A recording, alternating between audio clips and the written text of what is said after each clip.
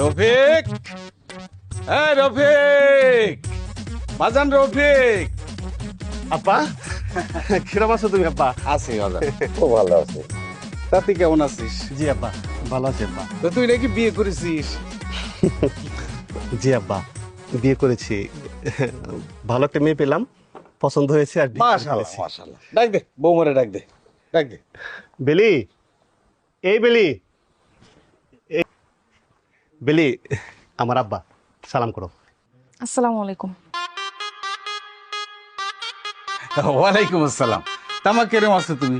জি ভালো। তামা তুমি ঢাকায় কি করতেছো? ও বুঝতে পারোনি, আমি জিজ্ঞেস করতেছি যে তুমি ঢাকায় কি কর্ম করতেছো সেটা। আমি কিচ্ছু করি না। কিছু করো না তো বিয়ে করলে কিসের জন্য? আপনি এই প্রশ্ন আমাকে কেন করছেন? আপনার ছেলেকে করেন।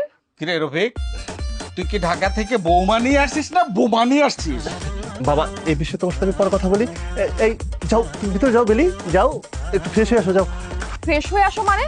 কিসের ফ্রেশ হবে? আমি এক্ষুনি বাড়ি ছেড়ে চলে যাব। আর তোমার বাবার এত বড় সাহস হয় কি করে আমাকে বোমা বলে ডাকে?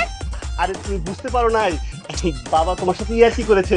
ইয়ার কি করেছে মানে? হ্যাঁ এই আমি কি তার ইয়ার কি করার পাত্র? আমার সাথে ইয়ার কি করেছে নাকি আমি তার বেআইন? বৌমা বৌমা বৌমা, শোনো শোনো,